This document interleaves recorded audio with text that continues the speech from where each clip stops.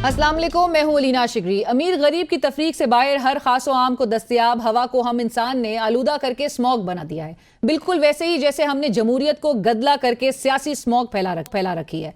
बिल्कुल वैसे ही जैसे मुकन्नना ने अदलिया को तहवील में लेकर कानूनी स्मॉग फैला दी है। बिल्कुल वैसे ही जैसे नंबरों के हेर फेर से हुकूमत अवाम को चूना लगाकर माशी स्मॉग फैला रही है। फिजाई स्मॉग सांस लेने में दुश्वारी का बायस बनी हुई है तो सियासी स्मॉग ने मुल्क में जमहूरियत का गला ही घोंट रखा है। फिजाई स्मॉग आंखों में जलन का बायस बन रही है तो कानूनी स्मॉग ने जजेस की बिनाई ही छीन ली है।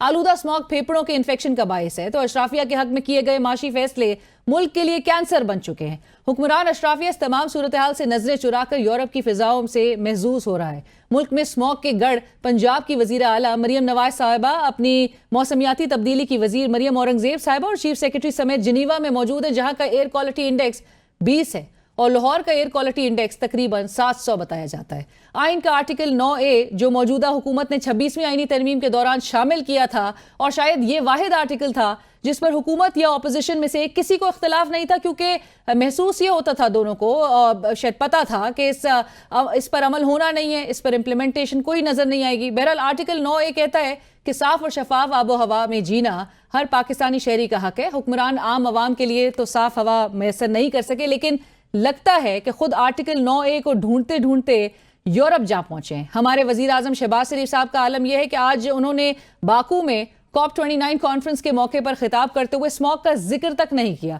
PM साहब ने 2 साल कबल आए सैलाब का दुखड़ा सुनाया और मौसमियाती तब्दीलियों से निमटने मखसूस फंड्स मख्तस करने का मुतालबा कर दिया। Pakistan can understand the agony and pain of other vulnerable developing countries as we have faced 2 devastating floods in order to spur some transparency and coordination into the financial commitments made to developing countries under climate transfers. Pakistan, alongside many other developing countries, जहां एक जानिब smog फसलों, जंगलात और पौधों की अफजाइश को बड़े पैमाने पर नुकसान पहुंचा रही है, वहीं हुक्मरान अंग्रेज दौर के काले गुलामाना कानून नाफिज करके हमारे आईनी इक़दार को नुकसान पहुंचा रहे हैं। बीजिंग और लंदन गुज़िश्ता सदी के आखिर में स्मॉग की शदीद लहर में थे, मगर दोनों शहर आज इस लानत से पाक हैं क्योंकि दोनों ममालिक ने पुरअज़म होकर मसले का हल निकाला। लेकिन हमारे हुक्मरान ना स्मॉग को संजीदा ले रहे हैं और ना ही किसी अदालती फैसले को मलूज़ खातिर रखा जा रहा है। 8 नवंबर के इस्लामाबाद हाई कोर्ट के फैसले, जिसमें वाज़े लिखा है कि दरख्वास्त गुजार बानी PTI और जेल सुपरिटेंडेंट के दरमियान इख्तलाफ इस तरह हल किया जाता है कि साबिक वज़ीर आज़म को खुद वो अपनी एक गेस्ट लिस्ट तैयार करेंगे। 2 सहबाब बरोज़ मंगल, जबकि वकला फैमिली मेंबर्स बरोज़ जुमरात बानी PTI से मुलाकात किया करेंगे। इस फैसले के बावजूद मुलाकात के लिए आए सेनेट, कौमी असम्बली और पंजाब असम्बली के अपोजिशन लीडर्स दफा 144 की खिलाफ वर्जी पर अडियाला जेल के बाहर से गिरफ्तार कर लिए गए। किसी स्पीकर या चेयरमैन सेनेट से कोई इजाजत नहीं ली गई क्योंकि मकसद सिर्फ बानी PTI से मुलाकात को रोकना था। तहरीक इंसाफ की क़यादत ने मीडिया से बात करते हुए कहा कि सेनेट, कौमी असम्बली, पंजाब के ऑपोजिशन लीडर्स को हब्स बेजा में रखा गया।